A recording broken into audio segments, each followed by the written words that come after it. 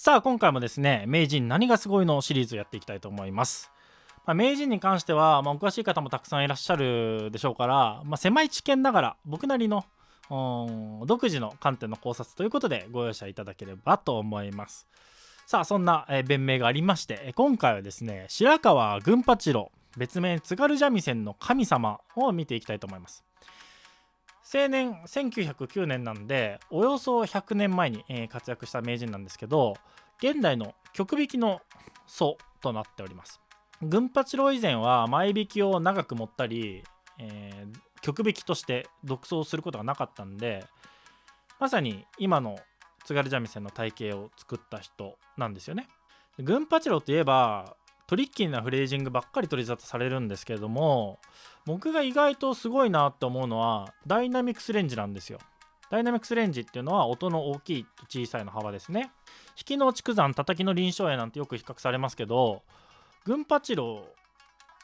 も大きい音も小さい音もかなり極端な幅で操れるんで、叩きにしても弾きにしても群八郎一人で三味線のポテンシャルを引き出し尽くしちゃってる感じがしてるんですけど、僕以外で群八郎といえばダイナミクスレンジって言ってる人聞いたことないんで意外と注目されてないところなのかなと思うんで、皆さんちょっとそこ注目して聞いてみてください。でもやはり大方の印象は元祖超絶技巧といった感じで、ハイテンポでトリッキーなフレージングが特徴的ですよね。現代から見ても、斬新だなって思うフレーズばっかりで、今の基準に照らし合わせてもちょっと斬新すぎないとか、ともすると津軽らしくないんじゃないかみたいな行き過ぎたフレーズかなみたいなところもあったりするんですよね。で例えば何が斬新だったかっていうと、壺の2個飛ばし、10から16に飛ぶような、12、14飛ばして10から16に行くような、もうすごい跳躍の激しいフレーズを弾いたり、あと今では当たり前になってますけど、叩き打ち叩きすくいの16分音符、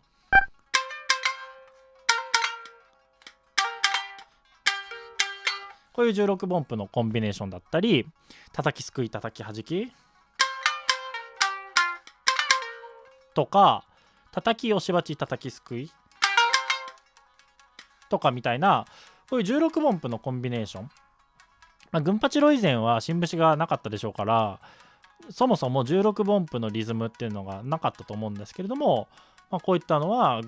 僕が音源聞く限りだと群八郎が最初かなと思います。あとは現代でもあんまりやってる人いないんですけれども、タスタタッタ、叩きすくい叩き叩き叩き、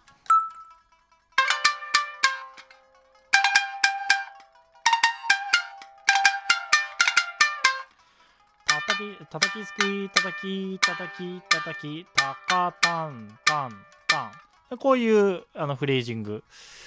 が今では木下さんとか僕がよくやってるイメージなんですけれども、あんまり普及してないので皆さん狙い目かもしれないですね。で4つ目が1拍目のブレイクというかタイというか、叩かないっていう芸風ですね。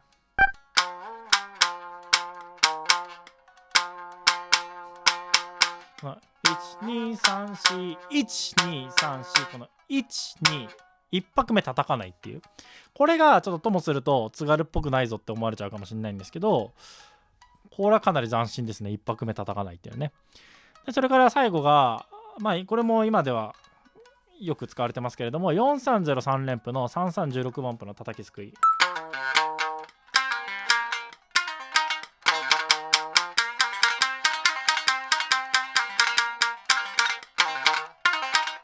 こういうのも群八郎以前は僕は見つけられなかったので、この辺が群八郎開発したかなっていう、他にもいろいろあるんですけれども、今にも通底する当時斬新なフレージングアイディアっていうとこの辺かなと思いますね。見てみるとここから100年ほぼ進化してないのが分かると思うんですよね。それだけ時代を先取りして津軽三味線を完成させてしまった感があるんですけれども、こういった感じで名人の見どころを紹介するシリーズなんですけれども、あまりにも現代に通底する技術を持ってたんであんまり喋ることないんですよね。現代の技術論と何も変わり映えしない話になってしまうっていうのもあるんですけど、特筆することがないぐらい全ての技術が高いんですよ。群八郎といえば叩きとか、群八郎といえば弾きとかじゃなく、全ての技術がうまいんで、吾妻さんがどういう風に上手なのかとか、木下さんがどういう風に上手なのかみたいなのと変わんない、現代三味線論で語れる範疇になってくるので、なんか